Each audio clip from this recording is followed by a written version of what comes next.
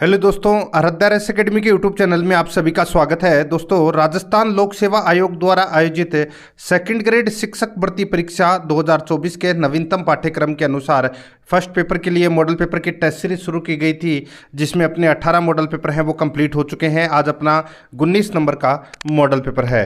कुल 100 प्रश्न इसमें शामिल किए गए हैं और हूबहू आपको ऐसा ही पेपर है वो परीक्षा में देखने को मिलेगा। अगर आपने पिछले 18 मॉडल पेपरों का अगर टेस्ट नहीं दिया है तो आप प्ले लिस्ट में जाइए, वहाँ पे आपको फोल्डर मिल जाएगा सेकंड ग्रेड मॉडल पेपर 2024 के नाम से वहाँ फोल्डर बना हुआ है। तो आप वहाँ जाकर पिछले मॉडल पेपरों का टेस्ट है वो अवश्य दें। और आराध्या रेस एकेडमी के यूट्यूब चैनल को सब्सक्राइब नहीं किया तो सब्सक्राइब जरूर करें, बेल आइकन को दबाएं, वीडियो को लाइक और अपने दोस्तों के पास में शेयर जरूर करें। तो चलिए दोस्तों, शुरू करते हैं आज का अपना मॉडल पेपर नंबर 19। देखिए, पहला प्रश्न है, अर्ध शुष्क जलवायु वाला जिला है। अर्ध शुष्क जलवायु वाला जिला है वो कौन सा है? चारों ऑप्शन आपके सामने है, जोधपुर, झालावाड़, जयपुर, प्रतापगढ़। तो यहाँ पर इस प्रश्न का दोस्तों राइट आंसर हो जाएगा वो है जोधपुर है। ये अर्ध शुष्क जलवायु वाला जिला है। यहाँ पर 1 नंबर का जो ऑप्शन है वो इसका बिल्कुल सही उत्तर हो जाएगा। सेकंड नंबर का प्रश्न है, इसमें देखिए बीजक पहाड़ी स्थित है। बीजक पहाड़ी स्थित है, तो दोस्तों ये बीजक की पहाड़ी है, ये कहाँ पर स्थित है? तो दोस्तों ये विराटनगर, जयपुर में स्थित है। यहाँ पर अपना इसमें राइट आंसर 3 नंबर का यानी कि सी नंबर का ऑप्शन बिल्कुल सही उत्तर हो जाएगा। आगे देखिए 3 नंबर का प्रश्न है, मांडलगढ़ के निकट त्रिवेणी पर कौन सी 3 नदियाँ स्थित है? मांडलगढ़ के निकट त्रिवेणी पर कौन सी 3 नदियाँ स्थित है? तो दोस्तों इसका राइट आंसर हो जाएगा वो है अपना इसमें देखिए यहाँ पे बात हो रही है मांडलगढ़ भीलवाड़ा में जो त्रिवेणी संगम हो रहा है उसकी, ठीक है। तो यहाँ पर बेडच, बनास और मेनाल, बेडच, बनास और मेनाल का त्रिवेणी संगम होता है दोस्तों यहाँ पे। तो यहाँ पर बी नंबर का ऑप्शन राइट आंसर हो जाएगा। आगे देखिए 4 नंबर का प्रश्न है, राजस्थान के जिले जहां कर्क रेखा गुजरती है। राजस्थान के जिले जहां कर्क रेखा गुजरती है, तो दोस्तों इसका राइट आंसर हो जाएगा वो है अपना इसमें बांसवाड़ा और डूंगरपुर से कर्क रेखा गुजरती है दोस्तों राजस्थान में। तो यहाँ पर अपना सी नंबर का जो ऑप्शन है वो इसका राइट आंसर इसमें हो जाएगा। 5 नंबर का प्रश्न है, इसमें देखिए प्रतिहार शिलालेखों में पदाधिकारियों का किस रूप में उल्लेख किया गया है? दोस्तों प्रतिहार शिलालेखों में पदाधिकारियों का किस रूप में उल्लेख किया गया है? तो इसका राइट आंसर हो जाएगा वो है दोस्तों राजपुरुष के रूप में उल्लेख किया गया है। यहाँ पर इसमें 1 नंबर का जो ऑप्शन है वो इसका राइट आंसर हो जाएगा राजपुरुष के रूप में। 6 नंबर का प्रश्न इसमें देखिए 8 मार्च 2017 को प्रदेश के पहले महिला विशेष थाने का उद्घाटन कहाँ किया गया? 8 मार्च 2017 को प्रदेश के पहले महिला विशेष थाने का उद्घाटन कहाँ किया गया? इसका सही उत्तर हो जाएगा वो है दोस्तों, बताइए। तो इसका सही उत्तर हो जाएगा वो है दोस्तों जयपुर में। यहाँ पर ए नंबर का ऑप्शन राइट आंसर हो जाएगा जयपुर में। 7 नंबर का प्रश्न इसमें देखिए कुर्जा पक्षी विहार स्थित है। कहाँ पर स्थित है दोस्तों ये कुर्जा पक्षी विहार? तो इसका राइट आंसर हो जाएगा वो है खीचन में ये स्थित है कुर्जा पक्षी विहार। यहाँ पर ए नंबर का ऑप्शन राइट आंसर हो जाएगा। 8 नंबर का प्रश्न इसमें देखिए मोंटेग्यू चेम्सफोर्ड सुधार अधिनियम कहलाता है। मोंटेग्यू चेम्सफोर्ड सुधार अधिनियम कहलाता है। तो दोस्तों ये भारत शासन अधिनियम 1919, भारत शासन अधिनियम 1919 है। इसको मोंटेग्यू चेम्सफोर्ड सुधार अधिनियम भी कहते हैं। यहाँ पर सी नंबर का जो ऑप्शन है वो इसका राइट आंसर इसमें हो जाएगा। 9 नंबर का प्रश्न है, इसमें देखिए 1935 के अधिनियम की मुख्य विशेषता थी। बताइए 1935 के अधिनियम की मुख्य विशेषता वो क्या थी? मुख्य विशेषता तो दोस्तों सभी को पता होना चाहिए, केंद्र में द्वैध शासन और प्रांत में स्वायत्तता, ये मुख्य विशेषता थी।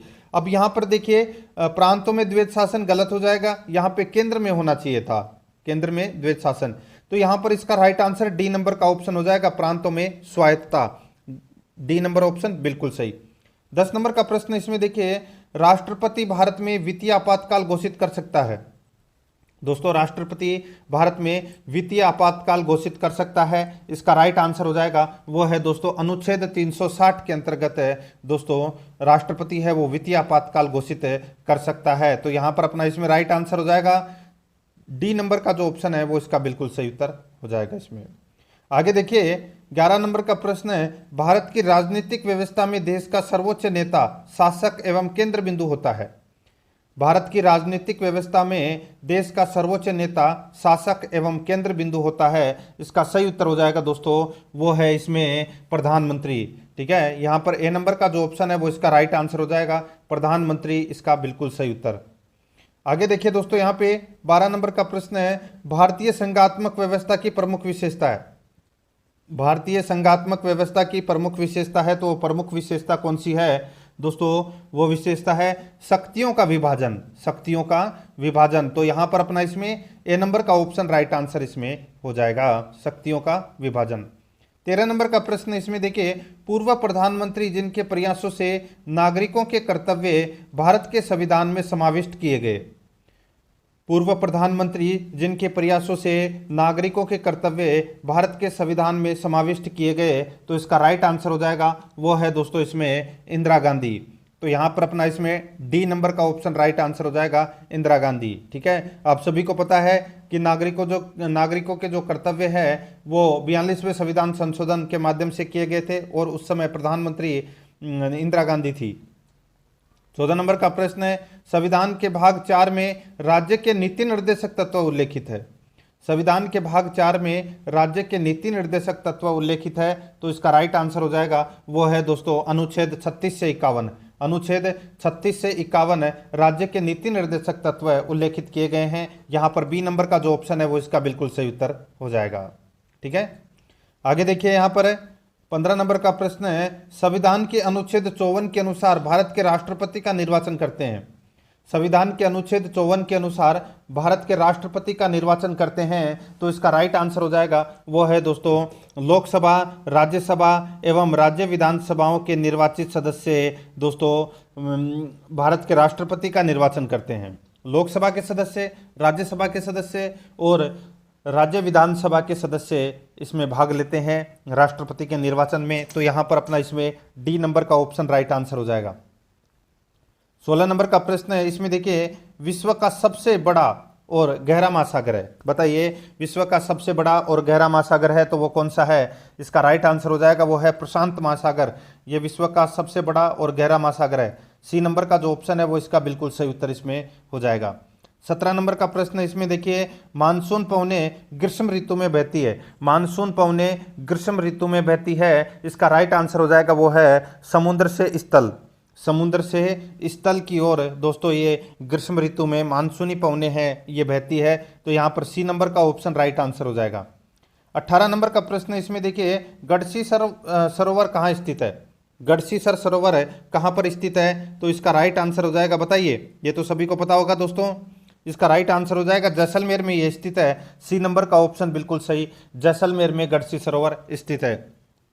19 नंबर प्रश्न है, संविधान में राज्य के मुख्यमंत्री के कर्तव्य निर्धारित है। संविधान में राज्य के मुख्यमंत्री के कर्तव्य निर्धारित है, तो दोस्तों ये निर्धारित है अनुच्छेद 167 में दोस्तों मुख्यमंत्री के कर्तव्य निर्धारित किए गए हैं। यहाँ पर डी नंबर का जो ऑप्शन है वो इसका बिल्कुल सही उत्तर हो जाएगा। 20 नंबर का प्रश्न है, राजस्थान लोक सेवा आयोग का गठन हुआ। राजस्थान लोक सेवा आयोग का गठन हुआ, तो दोस्तों ये गठन हुआ कब? तो ये 20 अगस्त 1949 को दोस्तों राजस्थान लोक सेवा आयोग का गठन हुआ, 20 अगस्त 1949। यहाँ पर ए नंबर का ऑप्शन बिल्कुल सही उत्तर हो जाएगा। 21 नंबर का प्रश्न इसमें देखिए, आबू के परमारों की वैभव युक्त राजधानी थी।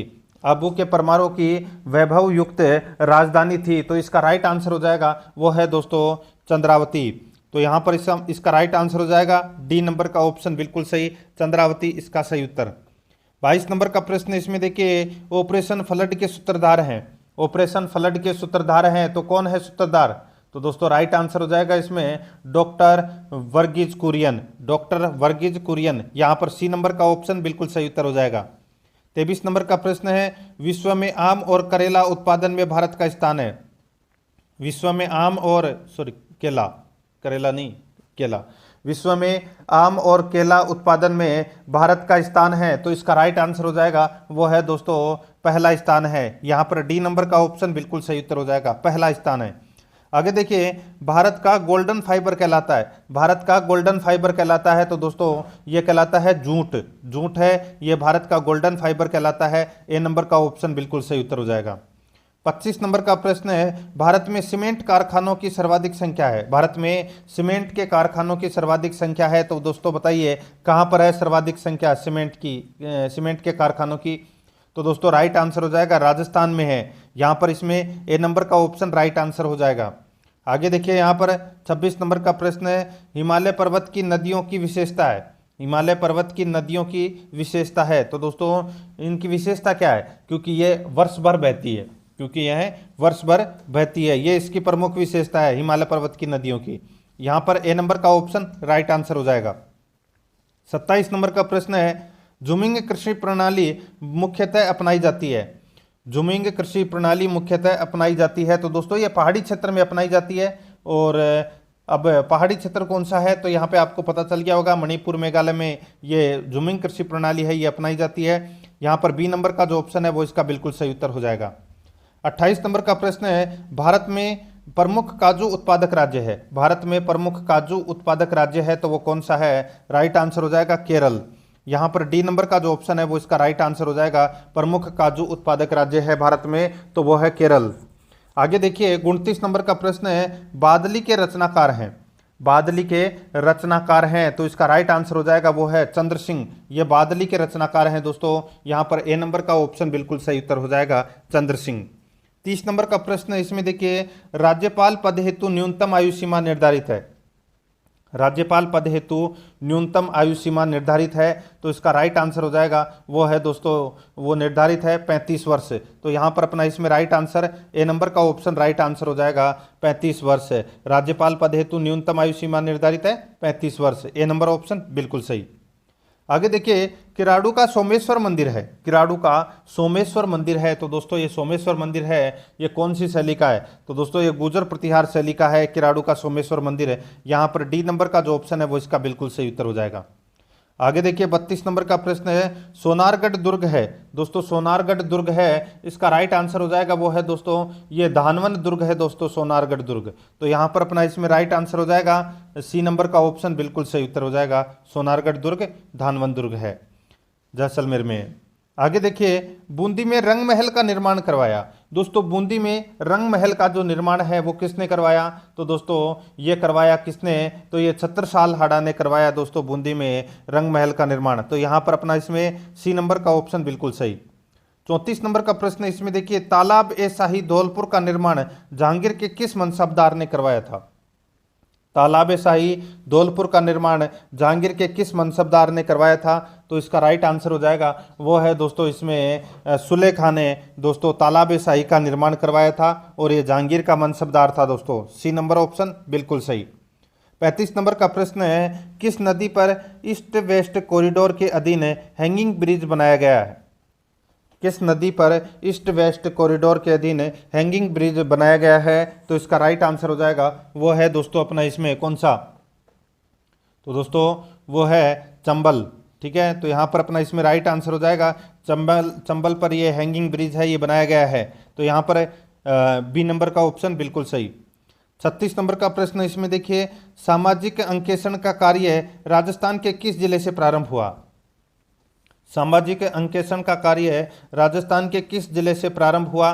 तो इसका राइट आंसर हो जाएगा वो है दोस्तों भीलवाड़ा से ये प्रारंभ हुआ दोस्तों सामाजिक अंकेक्षण का कार्य। यहाँ पर डी नंबर का जो ऑप्शन है वो इसका बिल्कुल सही उत्तर हो जाएगा।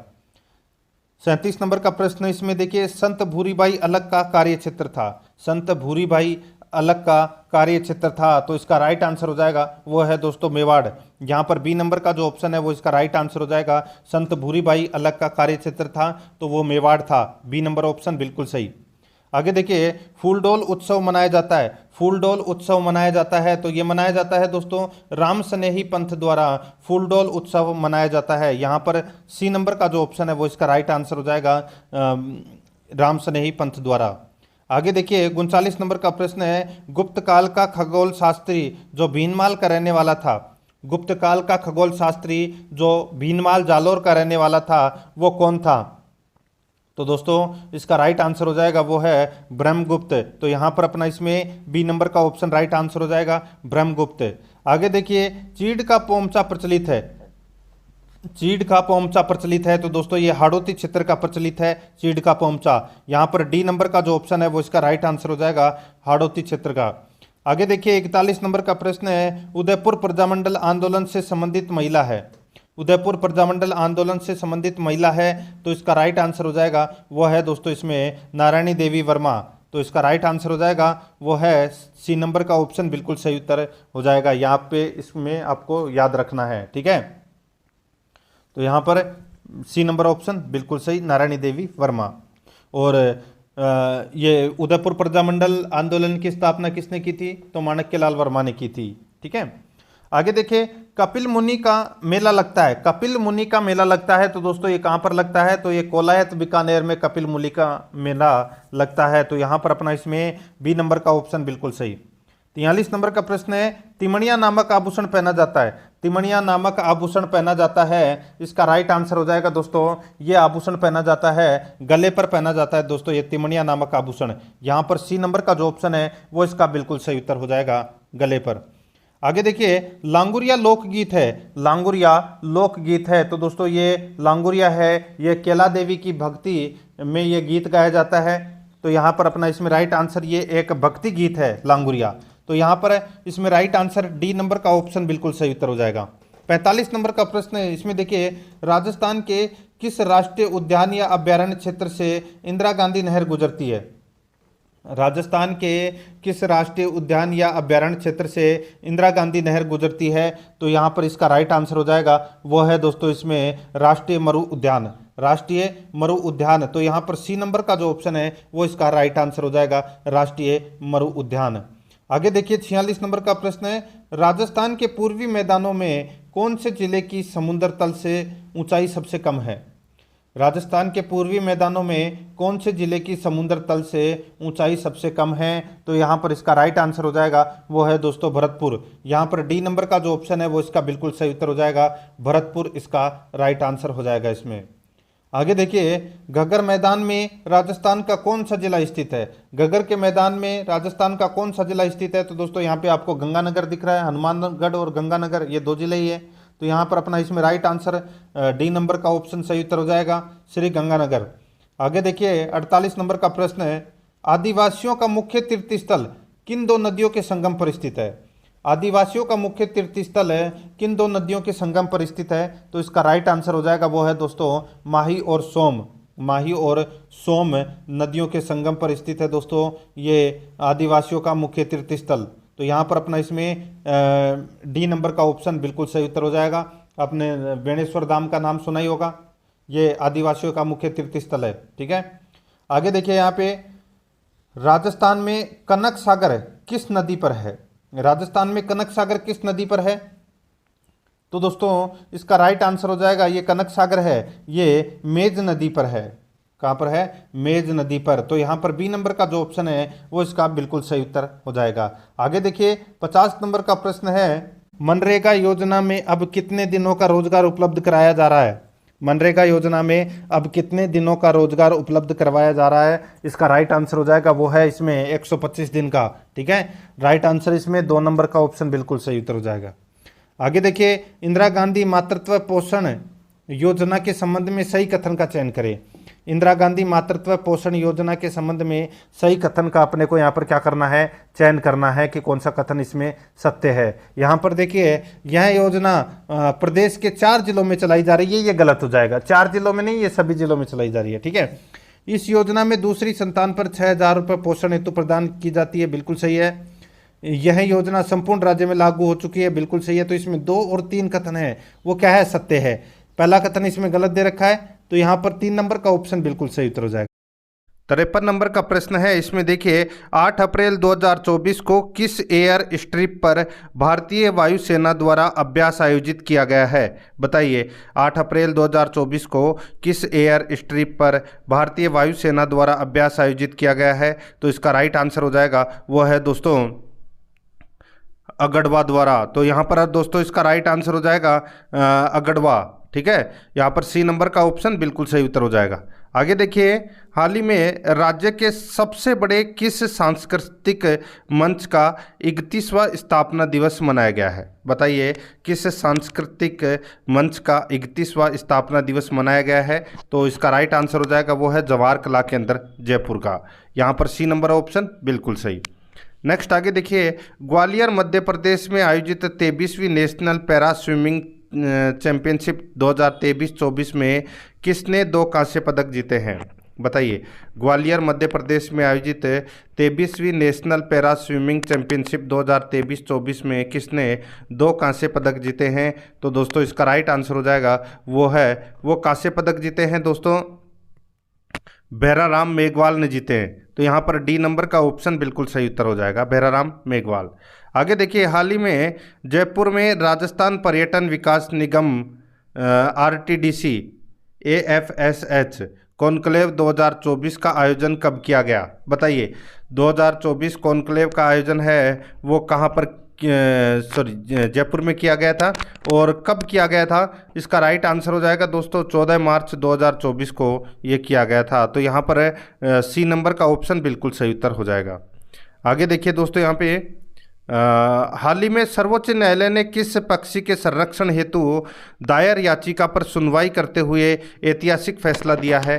तो दोस्तों इसका जो राइट आंसर हो जाएगा वो है, ये जो ऐतिहासिक फैसला है ये दोस्तों गोडावन यानी कि ग्रेट इंडियन बस्टर्ड पर दिया है। तो यहाँ पर सी नंबर का ऑप्शन बिल्कुल सही उत्तर इसमें हो जाएगा। आगे देखिए, 58 नंबर का प्रश्न है, खेल मंत्रालय भारत सरकार के द्वारा प्रदेश के किस कोच को स्वर्ण अशोक स्तंभ पदक दिया जाएगा? बताइए। खेल मंत्रालय भारत सरकार के द्वारा प्रदेश के किस कोच को स्वर्ण अशोक स्तंभ पदक दिया जाएगा? तो इसका राइट आंसर हो जाएगा वो है दोस्तों रविंद्र यादव को। तो यहाँ पर बी नंबर का ऑप्शन बिल्कुल सही उत्तर इसमें हो जाएगा। आगे देखिए, 59 नंबर का प्रश्न है, 5 अप्रैल से 19 अप्रैल 2024 तक मल्लीनाथ पशु मेले का आयोजन कहाँ किया जा रहा है? बताइए। 5 अप्रैल से 19 अप्रैल 2024 तक मल्लीनाथ पशु मेले का आयोजन कहाँ किया जा रहा है? तो इसका राइट आंसर हो जाएगा वो है तिलवाड़ा बालोतरा में। तो यहाँ पर दोस्तों बी नंबर का जो ऑप्शन है वो इसका बिल्कुल सही उत्तर इसमें हो जाएगा। आगे देखिए, 60 नंबर का प्रश्न है, ऑल इंडिया इंटर यूनिवर्सिटी पुरुष क्रिकेट प्रतियोगिता का खिताब जीतने वाली राज्य की पहली यूनिवर्सिटी कौन सी है? तो दोस्तों राज्य की पहली यूनिवर्सिटी है वो है दोस्तों JJT university Chudela Jhunjhunu, JJT university Chudela Jhunjhunu. तो यहाँ पर इसमें ए नंबर का जो ऑप्शन है वो इसका बिल्कुल सही उत्तर हो जाएगा। दोस्तों अब आगे देखिए, 60 नंबर का प्रश्न है, इसमें देखिए, राजस्थान के पूर्वी मैदानों में जनसंख्या केंद्रीयकरण अधिक क्यों है? दोस्तों राजस्थान के पूर्वी मैदानों में जनसंख्या अधिक क्यों है? सीधा से मैं आपको ये बोलता हूँ, जनसंख्या पूर्वी मैदानों में अधिक क्यों है? क्योंकि दोस्तों वहाँ पर उपजाऊ भूमि है और पश्चिम में क्या है, मरुस्थल है। तो यहाँ पर अपना इसमें राइट आंसर बी नंबर का ऑप्शन बिल्कुल सही उत्तर हो जाएगा। आगे देखिए, यहाँ पे 61 नंबर का प्रश्न है, अरावली पर्वतों के किस क्षेत्र में पीला इमारती पत्थर निकलता है? अरावली पर्वतों के किस क्षेत्र में पीला इमारती पत्थर निकलता है? इसका राइट आंसर हो जाएगा दोस्तों, ये पीला इमारती पत्थर है ये दोस्तों निकलता है जैसलमेर में।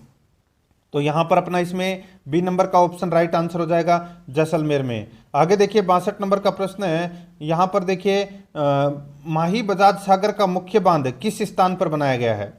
दोस्तों बताइए, माही बजाज सागर का मुख्य बांध है ये किस स्थान पर बनाया गया है? तो यहाँ पर इसका राइट आंसर हो जाएगा, ये बनाया गया है दोस्तों, बताइए। तो ये बोरखेड़ा में बनाया गया है दोस्तों माही बजाज सागर का बांध, ठीक है। तो यहाँ पर इसमें राइट आंसर हो जाएगा बी नंबर का ऑप्शन बिल्कुल सही, माही बजाज सागर का मुख्य बांध बोरखेड़ा में बनाया गया है, बी नंबर ऑप्शन बिल्कुल सही। आगे देखिए, यहाँ पे 63 नंबर का प्रश्न है, राजस्थान के किस जिले में गुड़गांव नहर से सिंचाई होती है? राजस्थान के किस जिले में गुड़गांव नहर से सिंचाई होती है? तो इसका राइट आंसर हो जाएगा वो है दोस्तों भरतपुर जिले में जो सिंचाई है वो गुड़गांव नहर से होती है। तो यहाँ पर अपना इसमें डी नंबर का ऑप्शन बिल्कुल सही उत्तर हो जाएगा। 64 नंबर का प्रश्न है, निम्नलिखित बांधों में से किस बांध के पीछे बना जलाशय सबसे बड़ा है? निम्नलिखित बांधों में से किस बांध के पीछे बना जलाशय सबसे बड़ा है? तो इसका राइट आंसर हो जाएगा वो है कनक सागर। यहाँ पर बी नंबर का जो ऑप्शन है वो इसका बिल्कुल सही उत्तर हो जाएगा, कनक सागर इसका सही उत्तर। 65 नंबर का प्रश्न है, मेवाड़ की संकटकालीन राजधानी कौन सी कहलाती है? मेवाड़ की संकटकालीन राजधानी कौन सी कहलाती है? तो इसका राइट आंसर हो जाएगा वो है दोस्तों यहाँ पे चावंड है, ये मेवाड़ की संकटकालीन राजधानी कहलाती है। तो यहाँ पर सी नंबर का जो ऑप्शन है वो इसका बिल्कुल सही उत्तर हो जाएगा, चावंड है, ठीक है। आगे देखिए दोस्तों, यहाँ पे भरतपुर के जाट राज्य का संस्थापक था, भरतपुर के जाट राज्य का संस्थापक था तो वो कौन था? इसका सही उत्तर हो जाएगा वो है दोस्तों बदन सिंह है, ये भरतपुर के जाट राज्य का संस्थापक था। यहाँ पर सी नंबर का ऑप्शन बिल्कुल सही उत्तर हो जाएगा। 67 नंबर का प्रश्न है, जयपुर के निर्माण से संबंधित शिल्पी है। जयपुर के निर्माण से संबंधित शिल्पी हैं तो दोस्तों वो कौन है? इसका राइट आंसर हो जाएगा वो है दोस्तों इसमें विद्याधर। विद्याधर है ये दोस्तों जयपुर के निर्माण से संबंधित शिल्पी हैं। तो यहाँ पर अपना इसमें ए नंबर का ऑप्शन बिल्कुल सही उत्तर हो जाएगा। 68 नंबर का प्रश्न है, राजस्थान के राजपूत राजाओं द्वारा अंग्रेजों से संधि का प्रमुख कारण था। राजस्थान के राजपूतों द्वारा अंग्रेजों से संधि का प्रमुख कारण था। तो इसका राइट आंसर हो जाएगा वो है दोस्तों इसमें राजाओं को अपने सामंतों से भय था। राजाओं को अपने सामंतों से क्या था? भय था। तो यहाँ पर अपना इसमें डी नंबर का ऑप्शन बिल्कुल सही उत्तर हो जाएगा। आगे देखिए, अंग्रेजों से संधि करने वाला अंतिम राज्य था। अंग्रेजों से संधि करने वाला अंतिम राज्य था तो वो कौन था बताइए? तो दोस्तों इसका राइट आंसर हो जाएगा वो है सिरोही। यहाँ पर सी नंबर का ऑप्शन राइट आंसर हो जाएगा सिरोही। आगे देखिए 70 नंबर का प्रश्न है, मेवाड़ और अंग्रेजों की संधि का प्रमुख कारण था। मेवाड़ और अंग्रेजों की संधि का प्रमुख कारण था वो क्या था? प्रमुख कारण था दोस्तों मेवाड़ में मराठों का उत्पात एवं आतंक है। मेवाड़ में मराठों का उत्पात एवं आतंक है, ये मेवाड़ और अंग्रेजों की संधि का प्रमुख कारण था। यहाँ पर सी नंबर का जो ऑप्शन है वो इसका बिल्कुल सही उत्तर हो जाएगा। 71 नंबर प्रश्न है, 1817 में टोंक रियासत का क्षेत्र किस सरदार को दिया गया? बताइए 1817 में टोंक रियासत का क्षेत्र किस सरदार को दिया गया? तो इसका राइट आंसर हो जाएगा वो है दोस्तों सरदार आमिर खां को दिया गया। यहाँ पर अपना इसमें बी नंबर का ऑप्शन बिल्कुल सही। 72 नंबर का प्रश्न है, राजस्थान में अंग्रेजी शिक्षा आरंभ करने का प्रयास किस वर्ष किया गया? राजस्थान में अंग्रेजी शिक्षा आरंभ करने का प्रयास किस वर्ष किया गया? तो इसका राइट आंसर हो जाएगा वो है 1819 में दोस्तों ये अंग्रेजी शिक्षा प्रारंभ करने का प्रयास किया गया। तो यहाँ पर ए नंबर का ऑप्शन बिल्कुल सही। आगे देखिए, चलो दिल्ली मारो फिरंगी के नारे लगाते हुए 21 अगस्त 1857 को किस छावनी के भारतीय सैनिक दस्तों ने बगावत की? चलो दिल्ली मारो फिरंगी के नारे लगाते हुए 21 अगस्त 1857 को किस छावनी के भारतीय सैनिकों ने बगावत की थी? तो यहाँ पर इसका राइट आंसर हो जाएगा वो है एरिनपुरा। यहाँ पर ए नंबर का ऑप्शन राइट आंसर हो जाएगा एरिनपुरा, इसका बिल्कुल सही। आगे देखिए 74 नंबर का प्रश्न है, निम्न में से कौन सा कथन स्थानीयकरण से संबंध में सही नहीं है? निम्न में से कौन सा कथन स्थानीयकरण के संबंध में सही नहीं है? तो दोस्तों यहाँ पर देखिए इसमें क्षेत्र विशेष की सरकारी नीतियां उद्योग की स्थापना में प्रोत्साहन का काम करती है, बिल्कुल सही है। कुछ सरकारी नीतियां स्थान विशेष पर उद्योगों की स्थापना को निरुत्साहित करती है, बिल्कुल सही है। तीसरा देखिए, कभी कभी सरकार किसी क्षेत्र में स्वयं उद्योग लगाकर अन्य उद्योग की स्थापना को हतोत्साहित करती है, बिल्कुल सही है। सरकारी नीतियां हमेशा उद्योगों की स्थापना को हतोत्साहित करती है, ये गलत हो जाएगा। यहाँ पर इसमें डी नंबर का ऑप्शन राइट आंसर हो जाएगा, बाकी इसमें तीनों सही है। 75 नंबर प्रश्न है, निम्न में से किस स्थिति में उद्योग कच्ची सामग्री के स्रोत के निकट होंगे? निम्न में से किस स्थिति में उद्योग कच्ची सामग्री के स्रोत के निकट स्थापित होंगे? तो यहाँ पर इसका राइट आंसर क्या हो जाएगा? अपने को कूट भाषा में उत्तर देना है। देखिए, यदि कच्ची सामग्री का वजन उत्पादन प्रक्रिया में घटता हो एवं उसकी परिवहन लागत अधिक हो, बिल्कुल सही है।